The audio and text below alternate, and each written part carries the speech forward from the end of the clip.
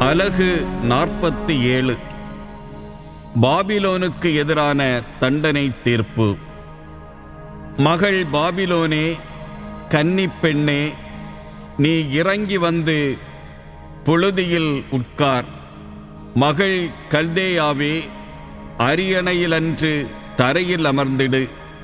மெல்லியளாள், இனியவள் என்று இனி நீ அழைக்கப்படாய். எந்திர கற்களை பிடித்து நீ மாவரைப்பாய்.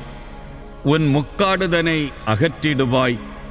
மேலாடையை களைந்துவிட்டு உன் கால் தெரிய ஆறுகளை கடப்பாய். உன் நிர்வாணம் வெளிப்படும், உன் மானக்கேடு காணப்படும்.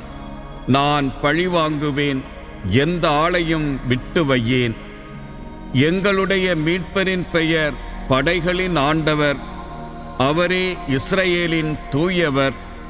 மகள் கல்தேயாவே, இருளுக்குள் புகுந்து மௌனமாய் உட்கார்.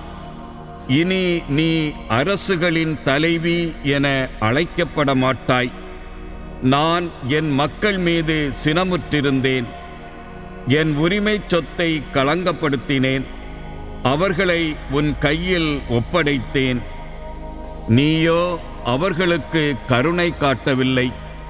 முதியோராயிருந்தோர் மீதும் மிக பழுவான நுகத்தை பூட்டினாய். என்றும் தலைவி நானே என்றாய் நீ. இவற்றை உன் சிந்தையில் நீ கொள்ளவில்லை. பின் விளைவு பற்றி எண்ணி பார்க்கவும் இல்லை. இன்ப நாட்டம் கொண்டவளே, போலி பாதுகாப்புடன் வாழ்பவளே, எனக்கு நிகர் நானே, வேறு எவருமில்லை. நான் கைம்பெண் ஆகமாட்டேன், பிள்ளை இழந்து தவிக்க மாட்டேன் என்று உனக்குள் சொல்லிக் கொள்பவளே, இப்பொழுது இதை கேள். இவை இரண்டும் திடீரென ஒரே நாளில் உனக்கு நேரிடும். பில்லி சூனியங்கள் பலவற்றை நீ கையாண்டாலும், ஆற்றல் மிகு மந்திரங்களை உச்சரித்தாலும், பிள்ளை இழப்பும் கைமையும் முழுவடிவில் உன்மேல் வந்தே தீரும். உன் தீச்செயலில் நீ நம்பிக்கை வைத்தாய். என்னை காண்பார் யாருமில்லை என்றாய். உன் ஞானமும் உன் அறிவுத்திறனும் உன்னை நெறி பிறழச் செய்தன. எனக்கு நிகர் நானே, வேறு எவருமில்லை என்று உன் உள்ளத்தில் சொல்லிக் கொண்டாய். தீமை உன்மேல் திண்ணமாய் வரும். அது தோன்றும் திக்கை நீ அறியாய். அழிவு உன்மேல் விழும். அதற்கு கழுவாய் தேட உன்னால் இயலாது. நீ அறியாத பேரழிவு திடீரென உன்மேல் வரும். இளமை முதல் நீ முயன்று பயின்ற உன் மந்திரங்களோடும் பில்லி சூனியங்களோடும் வந்து நில். ஒருவேளை உன்னால் சிறிது வெற்றி பெற முடியும்.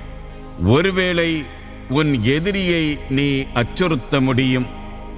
திட்டங்கள் தீட்டியே நீ சோர்வுற்றாய். வான்வெளியை கணிப்போரும் விண்மீன்களை ஆய்வோரும் நிகழவிருப்பதை அமாவாசைகளில் உனக்கு முன்னுரைப்போரும் வந்து நின்று உன்னை விடுவிக்கட்டும்.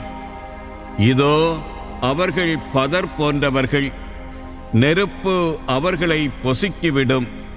தீ பிளம்பி நின்று தம் உயிரை காத்து கொள்ள மாட்டார்கள்.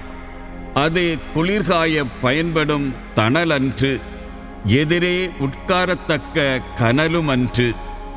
நீ முயன்று பயின்றவையும் இவ்வாறே அழிவுறும். உன் இளமை முதல் நீ தொடர்பு கொண்ட வணிகருக்கும் இதுவே நேரும். ஒவ்வொருவரும் தம் போக்கிலே அலைந்து திரிவர். உன்னை விடுவிக்க எவருமிரார்.